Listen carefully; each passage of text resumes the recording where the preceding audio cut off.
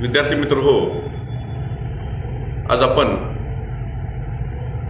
11वी crop science paper first मधील पहिला chapter morphology हा आपण बघणार आहोत. पाठीमागच्या लेक्चरमध्ये आपण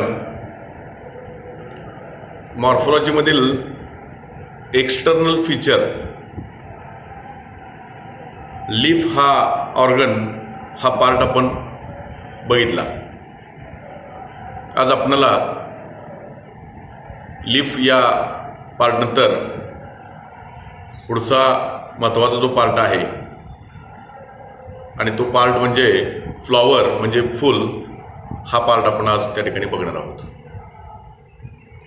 आता फ्लॉवर हा त्या प्लांटमधला ॲट्रॅक्टिव्ह आणि रिप्रोडक्टिव्ह पार्ट म्हणून आपण त्याला ओळखतो. म्हणजेच सेक्शुअल रिप्रोडक्शनसाठी महत्त्वाचा पार्ट म्हणून आपण या फ्लॉवरकडे त्या ठिकाणी बघितलं जातं. फ्लॉवरची आपण जर रचना बघितली तर बऱ्यापैकी रंगीबेरंगी म्हणजे थोडे कलरफुल असणारे, सेंटेड, सुवासिक असणारी ही फुलं पॉलिनेशन प्रक्रिया म्हणजेच परागीकरण प्रक्रियेमध्ये कीटकांना आकर्षित करण्यासाठी महत्त्वाचा रोल त्या ठिकाणी निभवतात. आणि म्हणून एखादं टिपिकल फ्लॉवर त्याचे प्रत्येक पार्ट कसे असतात, प्रत्येकाचं नेमकं कार्य काय आणि त्याची माहिती जी आहे ती आज आपण सविस्तर या लेक्चरमध्ये आपण घेणार आहोत. आपल्या समोर टिपिकल फ्लॉवरची आकृती आपल्याला दिसून येते. त्याच्यामध्ये आपल्याला काही वेगवेगळे पार्ट आपण त्या ठिकाणी बघणार आहोत. त्याच्यामध्ये सुरुवातीला हा जो खाली फुगीर असा हा जो भाग आहे त्याला आपण थॅलेमस असं म्हणतोय. त्याच्यावर पहिला जो पार्ट आपल्याला बघायला भेटतो त्याला आपण कॅलिक्स असं म्हणलं जातं. त्यानंतर त्याच्यावरचा जो पार्ट आहे त्याला आपण करोला असं म्हणतो. त्यानंतर त्याच्यावरचा पार्ट जो आहे तो आहे अँड्रोशियम आणि चौथा जो त्यातला महत्त्वाचा पार्ट जो आहे तो आहे गायनोशियम. या कॅलिसला आपण सेपल्स असं म्हणलं तर, करोला आपण पेटल्स असं म्हणतो, अँड्रोशियमला आपण स्टॅमेन असं म्हणतो आणि गायनोशियमला कार्पेल किंवा त्याला पिस्टिल असं देखील त्या ठिकाणी बोलतात. आता फ्लॉवरमध्ये एखाद्या टिपिकल फ्लॉवरचं आपण जर त्या ठिकाणी स्ट्रक्चर बघितलं तर या स्ट्रक्चरमध्ये आपल्याला 4 महत्वाचे पार्ट दिसतात, ज्याला आपण त्या ठिकाणी पर्ल असं म्हणतो किंवा त्याचे अवयव असं म्हणतो. आणि मग 4 पार्ट कोणते तर त्याच्यामध्ये आपण आकृतीमध्ये बघितलं कॅलिक्स असेल, करोला आहे, गायनोशियम आहे आणि चौथा जो पार्ट आहे तो आहे, तिसरा जो पार्ट आहे तो आहे अँड्रोशियम आहे आणि चौथा जो प्रकार आहे तो आहे गायनोशियम.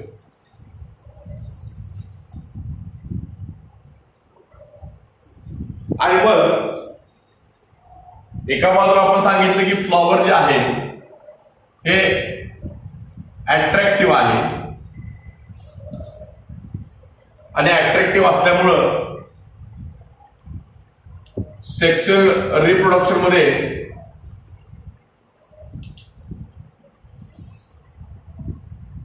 या फ्लॉवरची आपल्याला मदत झाली आपण बघतो. आणि म्हणून त्यांनी काय सांगितलं की सेक्शुअल प्रोडक्शनच्या आधारावर त्याचे दोन आपल्याला वेगवेगळे ग्रुप आपण त्या ठिकाणी बघितले. त्याचे दोन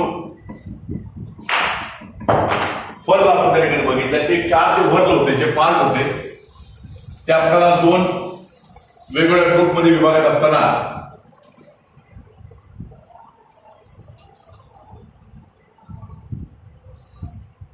पहिला जो ग्रुप केला तो आहे ऍक्सेसरी व्हर्ल आणि दुसरा जो ग्रुप केला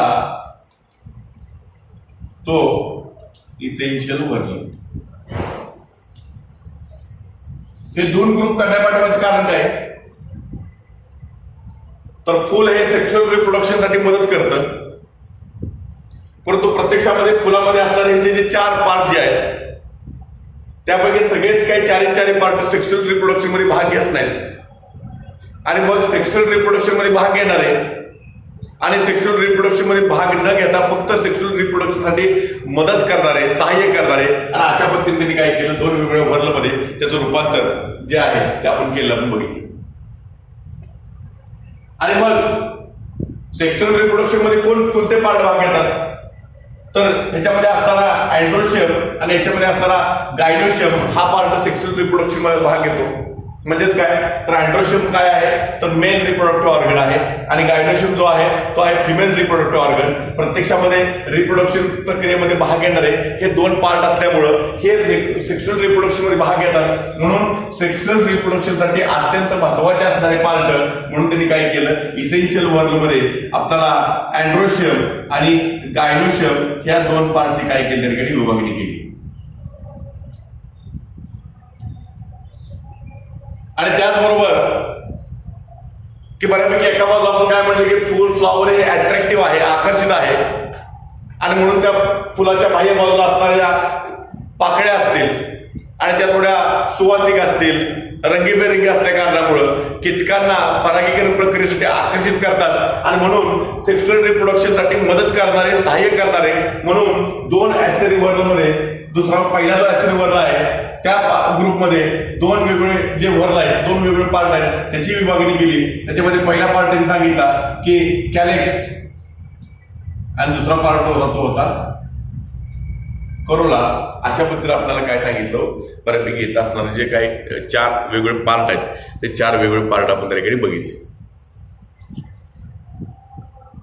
एखाद्या फुलाची शारीरिक रचना कशी असते त्याच्यामध्ये आपण बघितलं की बाह्य बाजूला असणारं, पानाच्या बाह्य बाजूला असणारं संरक्षणासाठी असणारा जो काय हिरव्या रंगाचा भाग आहे त्याला आपण, हा बऱ्यापैकी हिरव्या रंगाचा पार्ट, परंतु क्वचितच काही ठिकाणी आपल्याला कलरफुल बघायला भेटतो, त्याला आपण कॅलेक्स असं म्हणतो. त्यानंतर थोडा आकर्षक, मोहक, थोडा सुवासिक असणारा पुढचा पार्ट जो आहे तो करोला. प्रजनन प्रक्रियेमध्ये भाग घेणारा मेल घटक पुकेसर, ज्याला आपण अँड्रोशियम असं म्हणतोय, आणि प्रजनन प्रक्रियेमध्ये भाग घेणारा फिमेल गॅमेट म्हणजेच गायनोशियम, म्हणजेच काय तर त्याला आपण स्त्री केसर असं म्हणतो. हे चार पार्टनुसार एक टिपिकल फ्लॉवर जे आहे ते आपल्याला ठिकाणी तयार झालं आपण बघतो. सेक्शुअल रिप्रोडक्शन मध्ये भाग घेणारं म्हणून त्यांनी काय सांगितलं की बऱ्यापैकी ह्याच्यामध्ये असणारे जे चार वर्ग म्हणजे काय, ह्याचे पार्ट हे रिप्रोडक्शनच्या आधारावर जे सेक्शुअल रिप्रोडक्शन मध्ये भाग घेतात त्यानुसार त्याचा वेगळा ग्रुप केला, आणि दुसरे रिप्रोडक्शन मध्ये भाग घेणार नाहीत परंतु रिप्रोडक्शन होण्यासाठी मदत करणारे, सहाय्य करणारे म्हणून त्यांचा वेगळा ग्रुप त्या ठिकाणी केला आपण बघितला. आणि मग एक ग्रुप कशा पद्धतीने पडले, सर सेक्शुअल रिप्रोडक्शन मध्ये भाग न घेता परंतु सेक्शुअल रिप्रोडक्शन होण्यासाठी सहाय्य करणारे, मदत करणारे असे दोन पार्ट आपण बघतो, दोन वर्ग बघितले. कुठले, तर कॅलेक्स आणि करोला. आणि दुसरा जो ग्रुप होता तो आहे सेक्शुअल रिप्रोडक्शन मध्ये प्रत्यक्षात भाग घेणारे पुकेसर आणि स्त्री केसर म्हणजेच मेल रिप्रोडक्टिव्ह ऑर्गन आणि फिमेल रिप्रोडक्टिव्ह ऑर्गन म्हणजेच अँड्रोशियम आणि गायनोशियम अशा प्रकारे या ग्रुपची काय केली त्या ठिकाणी विभागणी आपण त्या ठिकाणी केली बोलतो. आता याच्यामध्ये त्या प्रत्येक स्पॉटची माहिती घेत असताना आपण सुरुवातीला हे जे 4 वर्ग बघितले 4 वर्ग मध्ये आपण सुरुवातीला पहिला पार्ट आहे तो आहे कॅलेक्स आहे.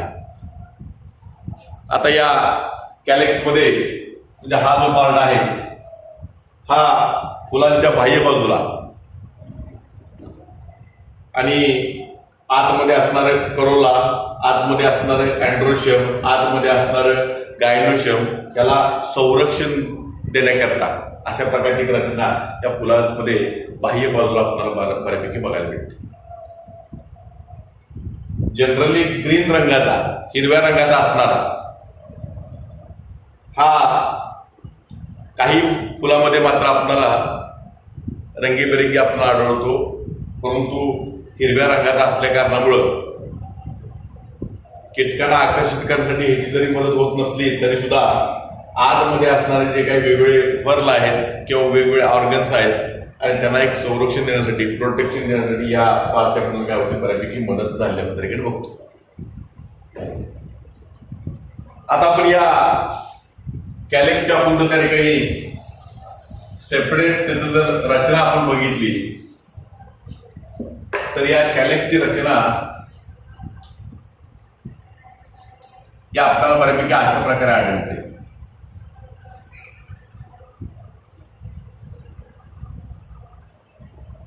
फुलाच्या बाह्य बाजूला असणारे हे अशा प्रकारची रचना असणार हे जे की कॅलेक्स जे आहे ते आपल्याला बऱ्यापैकी हिरव्या रंगाचं आणि प्रोटेक्शनसाठी याचा निश्चितपणे आपल्याला या फुलाच्या प्रोटेक्शनसाठी याचा फायदा झाला आपण त्या ठिकाणी बघत असतो. आता काय होतं की प्रत्येक फुलामध्ये मात्र याची काय सांगितली की रचना थोडी वेगळ्या पद्धतीने आपण बघायला मिळते.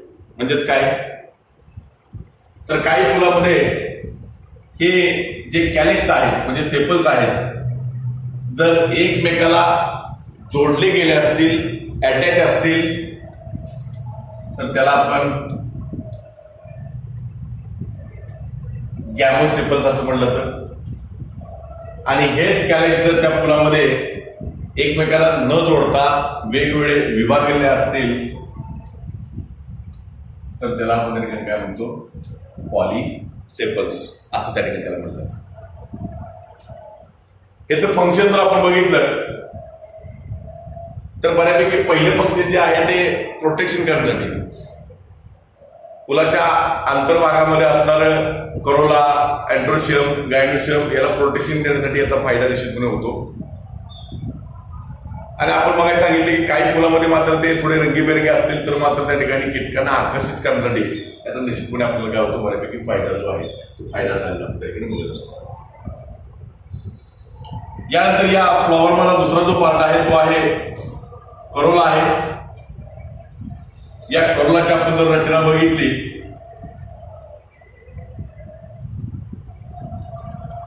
तर ते आपल्याला बऱ्यापैकी अशा प्रकारे बघायला भेटते.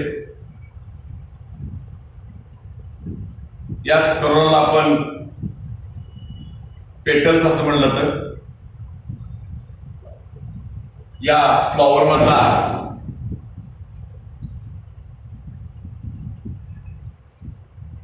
कलरफुल आणि सेंटेड पार्ट आणि कीटकांना मोह दाखवण्यासाठी किंवा पॉलिनेशन प्रक्रियेसाठी कीटक त्या ठिकाणी प्रवृत्त व्हावेत म्हणून ते प्रवृत्त करण्यासाठी बऱ्यापैकी हा महत्वाचा पार्ट आपल्याला त्या ठिकाणी बघायला मिळतो. मागाशी आपण जसं पद्धतीने कॅलेक्सचं बघितलं की करोलामध्ये देखील काही फुलामध्ये हे जे करोला आहेत म्हणजे पेटल्स आहेत हे जर एकमेकांना जोडले असतील तर त्याला आपण त्या ठिकाणी गॅमो पेटल्स असं म्हणतो. आणि जर ते पेटल्स एकमेकाला जोडलेले नसतील, ते विभागलेले असतील, सुट्ट्या असतील, फ्री फ्रॉम इच अदर असतील, तर त्याला आपण त्या ठिकाणी पॉली पेटल्स असं देखील त्या ठिकाणी त्याला म्हणलं.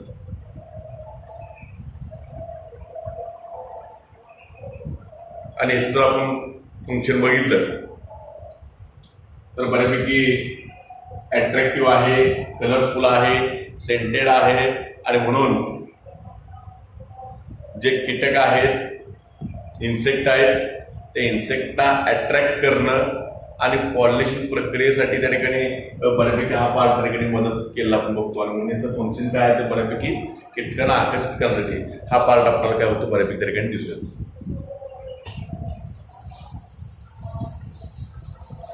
यानंतर फ्लॉवर मधला तिसरा पुढचा जो महत्वाचा पार्ट जो आहे तो आहे अँड्रोशियम.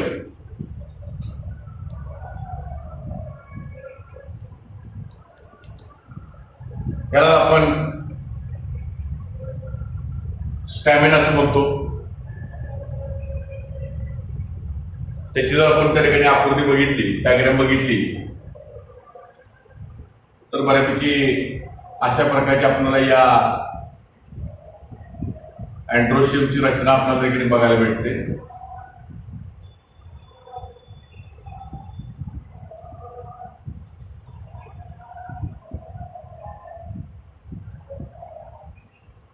हे जे सगळे आहेत त्याला आपण त्या ठिकाणी स्टॅमेन्स असं म्हणतो किंवा स्टॅमेन. सिंगल पार्टला आपण त्या ठिकाणी स्टॅमेन असं म्हणतो. याचे आपण जर पार्ट बघितले तर सगळ्यात वरचा जो थोडा फुगीर भाग आहे त्याला आपण अँथर असं म्हणतो. ही जी नलिका दिसते आपल्याला, दांडी दिसते, त्याला आपण त्या ठिकाणी फिलामेंट असं म्हणलं जातं. आणि ज्या ठिकाणी अँथर आणि फिलामेंट जोडलेला आहे त्याला आपण त्या ठिकाणी कनेक्टिव्ह असं म्हणतो. आता हा अँड्रोशियम जो आहे हा मेल रिप्रोडक्टिव्ह ऑर्गन, ज्याला आपण कोकेसर असं म्हणलं जातं. आणि रिप्रोडक्शन प्रक्रियेमध्ये हा नर घटक म्हणून त्या ठिकाणी त्याचं काम केलं आपण बघतो. आता रिप्रोडक्शन मध्ये जे काही परागीकरण प्रक्रिया होते, म्हणजेच काय तर जे परागकण असतात हे परागकण नर फुलामधून मादी फुलाच्या कुक्षी जाऊन ज्यावेळेला पडतात आणि त्यानंतर मग बऱ्यापैकी आपल्याला ही परागीकरण प्रक्रिया होते. आणि म्हणून हे जे परागकण असतात हे परागकण आपल्याला बऱ्यापैकी या वरच्या भागामध्ये म्हणजेच अँथरमध्ये आपल्याला बघायला भेटतात. आता अँथरची आपण जर सेपरेट आपण जर त्या ठिकाणी आकृती बघितली तर अँथरची आकृती आपल्याला बऱ्यापैकी अशा प्रकारे आपल्याला बघायला भेटते. आणि ह्या अँथरमध्येच आपल्याला हे जे पोलन ग्रेन्स म्हणजेच जे परागकण आहेत की जे परागकण हे बऱ्यापैकी आपल्याला हे रिप्रोडक्शनसाठी आपल्याला मदत केली आपण तरी बघतो. हे सेपरेट अँथरचं स्ट्रक्चर आहे आणि ह्याच्यामध्ये असणारे हे जे काय पोलन ग्रेन्स, हे पोलन ग्रेन्स हेच बऱ्यापैकी प्रत्यक्षामध्ये आपल्याला पॉलिनेशन प्रक्रियेमध्ये सहभागी झाले किंवा प्रत्यक्षामध्ये भाग घेतलेला आपण तरी बघतो. आणि चौथा जो पार्ट आहे किंवा वरला जो आहे तो आहे गायनोशियम. याला आपण कार्पेल किंवा याला पिस्टिल असंही म्हणलं जातं. आणि त्याची आपण जर त्या ठिकाणी रचना बघितली तर त्याच्यामध्ये आपल्याला ह्या रचनेमध्ये सर्वात वरच्या बाजूला एक फुगीर भाग आपल्याला बघायला भेटतो. त्याला आपण स्टिग्मा असं म्हणतो. मध्यभागी जी नलिका आहे ज्याला आपण स्टायली असं म्हणलं जातं. आणि खालच्या भागामध्ये जो फुगीर भाग आहे त्याला आपण त्या ठिकाणी ओव्हरी असं म्हणतो. अँथर म्हणजे परागकोश, कनेक्टिव्ह म्हणजे परागकोशाला आणि त्या दांडीला जोडणारा भाग, आणि फिलामेंट म्हणजे ती दांडी किंवा वृत्त असं म्हणलं तर. तसंच गायनोशियम मध्ये आपण वरचा जो फुगीर पार्ट आहे त्याला आपण स्टिग्मा किंवा त्याला मराठीमध्ये कुक्षी असं म्हणलं तर. मध्यभागी जी नलिका आहे त्याला आपण त्या ठिकाणी स्टाइली असं म्हणतो, आणि सर्वात खाली ओव्हरी म्हणजे आपल्याला ठिकाणी काय होतं, अंडाशय जे आहे ते आपल्याला बऱ्यापैकी बघायला भेटतं. आता पॉलिनेशन प्रक्रिया बघत असताना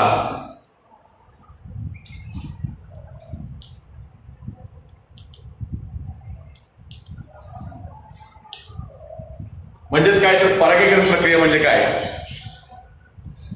तर परागीकरण प्रक्रियेमध्ये आपल्याला प्रत्यक्षामध्ये जे इसेन्शियल वर्ड आपण मगाशी बघितलं की सेक्शुअल रिप्रोडक्शन मध्ये भाग घेणार आहे, आणि मग त्याच्यामध्ये अँड्रोशियम आणि गायनोशियम हे पार्ट आपल्याला बघायला भेटतात. परंतु मगाशी आपण अँड्रोशियमची माहिती बघत असताना आपण काय सांगितलं की सेक्शुअल रिप्रोडक्शनसाठी मात्र ह्याच्यामध्ये हा जो वरचा पार्ट जो आहे अँथर, त्याच्यामध्ये असणारे जे काही पोलन ग्रेन्स आहेत तेच मात्र काय होतात बऱ्यापैकी आपल्याला हे रिप्रोडक्शनसाठी त्या ठिकाणी प्रत्यक्षामध्ये भाग घेतला आपण त्या ठिकाणी बघतो. आता ही पॉलिनेशन प्रक्रिया म्हणजे परागीकरण प्रक्रिया कशा पद्धतीने होते, तर बऱ्यापैकी आपल्याला काही कीटक, पक्षी किंवा वाऱ्यामुळे बऱ्यापैकी आपल्याला ही परागीकरण प्रक्रिया झाली आपण बघतो. म्हणजेच काय की एखाद्या नर फुलाच्या परागकोशामध्ये असणारे परागकण हे ज्या वेळेला मादी फुलाच्या स्टिग्मावर म्हणजे कुक्षीवर जाऊन पडतात, आणि त्या कुक्षीमध्ये त्या परागकणांची रुजवण होऊन ती नलिका जी आहे त्या नलिकेची वाढ होत जाते, आणि त्याच वेळेला खाली अंडाशयामध्ये असणारे हे वरून आलेले पुकेसर आणि त्या अंडाशयामध्ये असणारे स्त्री केसर यांचा संयोग होतो, फर्टिलायझेशन होतं, आणि त्यांचं विभागीकरण होऊन त्या अंडाशयाची वाढ होते, आणि अंडाशयाची वाढ होऊन आपण त्याचं रूपांतर कशामध्ये होतं, फळामध्ये झालेला आपण त्या ठिकाणी बघतो. अशा प्रकारे ही पॉलिनेशन प्रक्रिया जी आहे ती पॉलिनेशन प्रक्रिया झाली आपण त्या ठिकाणी बघतो. आता पॉलिनेशन मात्र आपल्याला दोन प्रकारे बघायला भेटतं. एक आहे सेल्फ पॉलिनेशन, तर दुसरा प्रकार मी सांगितला की क्रॉस पॉलिनेशन. सेल्फ पॉलिनेशन आपण स्वपरागीकरण असं म्हणतो, आणि तेच आपण जर क्रॉस पॉलिनेशन बघत असाल तर त्याला आपण परपरागीकरण असं म्हटलं जातं. याच्यामध्ये फरक काय, तर बऱ्यापैकी काही वनस्पतीमध्ये, काही झाडामध्ये आपल्याला एकाच झाडावर नर फुल आणि मादी फुल आपल्याला बघायला भेटतं. म्हणजे तिथं होणारं हे परागीकरण एकाच वनस्पतीवर होत असल्यामुळे त्याला आपण त्या ठिकाणी सेल्फ पॉलिनेशन असं म्हणतो. तर काही वनस्पतीमध्ये आपल्याला बऱ्यापैकी मादी फुलंच आढळतं, किंवा काही वनस्पतीमध्ये आपल्याला नर फुलंच आढळतं, आणि म्हणून त्या दुसऱ्या झाडावरच्या नर फुलामधील परागकण हवेच्या मार्फत किंवा कीटकांच्या मार्फत त्याच्या पायाला, पंखाला चिकटून आपल्याला ते ज्यावेळेला पक्षी दुसऱ्या झाडावर येऊन बसतो, आणि त्यावेळेला त्याच्यामध्ये असणारे जे पायाला चिकटलेले, पंखाला चिकटलेले परागकण हे दुसऱ्या कुठल्या तरी झाडाच्या मादी फुलावर येऊन जवळ पडतात. म्हणजे दोन वेगवेगळ्या झाडावर असणारी ही फुलं आणि त्याच्यामध्ये होणारी ही परागीकरण प्रक्रिया त्याला आपण काय म्हणतो, क्रॉस पॉलिनेशन म्हणजे परपरागीकरण असत्या ठिकाणी त्याला म्हटलं जातं. यानंतर आपल्याला याचे जे पार्ट्स आहेत आणि ते पार्ट्स आपल्याला त्या ठिकाणी बघायचे आहेत. आता याच्यामध्ये याचे जे पार्ट्स मध्ये किंवा याचे जे टाईप्स आहेत ते टाईप्स बघत असताना आपल्याला वेगवेगळ्या प्रकारची फुलं आपल्याला बघायला मिळतात. आणि मग त्याच्यामध्ये आपल्याला पहिला जो टाईप आहे तो आहे कंप्लीट फ्लॉवर. दुसरा जो टाइप्स आहे तो आहे इनकम्प्लीट फ्लॉवर. तिसरा जो टाइप आहे तो आहे बायसेक्सियल फ्लॉवर. चौथा प्रकार जो आहे तो आहे युनिसेक्सियल फ्लॉवर. पाचवा प्रकार जो आहे तो आहे मोनोशियस फ्लॉवर किंवा मोनोशियस प्लांट असं म्हणतो आपण. 6वा प्रकार जो आहे तो आहे डायोशियस फ्लॉवर किंवा प्लांट. आणि 7वा प्रकार जो आहे तो आहे न्यूटर फ्लॉवर.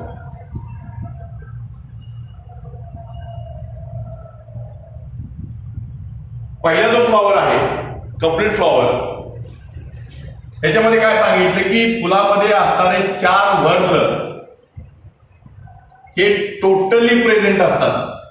म्हणजेच कॅलेक्स असेल, करोला असेल, अँड्रोशियम असेल, गायनोशियम असेल, हे 4चे 4 वर्ग किंवा पार्ट ज्या फुलामध्ये आपल्याला बघायला भेटतात अशा प्रकारच्या फुलाला कंप्लीट फ्लॉवर असं म्हणायचं.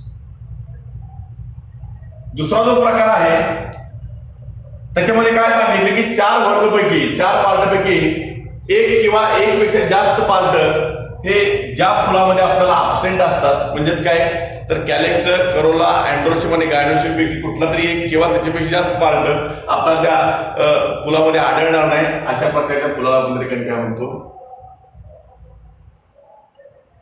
Incomplete flower. नंतर तिसरा प्रकार जो आहे तो बायसेक्शुअल फ्लॉवर. म्हणजे काय तर बऱ्यापैकी त्या वर्णमध्ये असणारे जे इसेन्शियल वर्ण आहेत आणि ते इसेन्शियल वर्णामध्ये मग अँड्रोशियम असेल किंवा गायनोशियम असेल, हे दोन्हीही पार्ट आपल्याला एका फुलामध्ये बघायला भेटतात. त्याला आपण त्या ठिकाणी बायसेक्शुअल फ्लॉवर असं म्हणतो. तर त्याच्या उलट दुसरा जो पुढचा जो पार्ट टाईप्स आहे तो आहे युनिसेक्शुअल. म्हणजेच त्याच्यामध्ये काय सांगितले की इसेन्शियल वर्णमध्ये अँड्रोशियम असेल किंवा गायनोशियम या दोन्हीपैकी कुठला तरी एकच फक्त वर्ण हा आपल्याला त्या फुलामध्ये आढळतो. म्हणजेच काय जर त्या फुलामध्ये अँड्रोशियम असेल तर त्याला आपण त्या ठिकाणी स्टॅमिनेट फ्लॉवर असं म्हणतो. तर त्या फुलामध्ये जर फक्त कार्पेल किंवा पेस्ट्री असेल किंवा गायनोशियम असेल तर त्याला आपण त्या ठिकाणी पिस्टिलेट फ्लॉवर असंही त्या ठिकाणी त्याला म्हणलं. त्यापुढचा प्रकार जो आहे तो आहे मोनोशियस प्लांट. काही फुलामध्ये आपल्याला मेल फ्लॉवर आणि फिमेल फ्लॉवर हे दोन्ही आढळतात एकाच ठिकाणी. त्याला आपण त्या ठिकाणी काय म्हणतो मोनोशियस प्लांट. तर काही वनस्पतीमध्ये आपल्याला कोणतं तरी एकच म्हणजे एखाद्या झाडावर आपल्याला फक्त नर फुल किंवा मादी फुल दोन्हीपैकी एकच आपल्याला आढळतं. त्याला आपण त्या ठिकाणी काय म्हणतो डायोशियस. आणि सगळ्यात शेवटचा आणि महत्वाचा यांनी काय सांगितले की न्यूटर फ्लॉवर म्हणजे काय तर त्या फुलामध्ये जे काही आपल्याला वेगवेगळ्या प्रकारचे वर्ण म्हणजे पार्ट आपल्याला बघायला भेटतात त्याच्यामध्ये रिप्रोडक्शनसाठी अति महत्वाचे असणारे कोणते तर अँड्रोशियम आणि गायनोशियम हे दोन्हीही पार्ट म्हणजे इसेन्शियल पार्ट त्याच्यामध्ये आपल्याला आढळून येत नाहीत. फक्त आपल्याला ऍक्सेसरी पार्ट दिसतात. म्हणजे कोणते तर आपल्याला कॅलेक्स आणि करोलाच फक्त आढळतो. अशा प्रकारच्या फुलाला आपण त्या ठिकाणी न्यूटर फ्लॉवर असंही त्या ठिकाणी त्याला म्हटलं जातं. अशा प्रकारे आपल्याला ह्या फ्लॉवरची जी काही माहिती आहे ती आपण आज या लेक्चरमध्ये बघितली. आपण पुढच्या लेक्चरमध्ये यानंतरचा पुढचा जो एक्सटर्नल फीचर आहे किंवा एक्सटर्नल पार्ट जो आहे तो आहे फ्लॉवर नंतर फ्रूट आणि त्या फ्रूटची आपण काय करू त्या ठिकाणी माहिती घेऊ. ठीक आहे, थांबू. थँक्यू.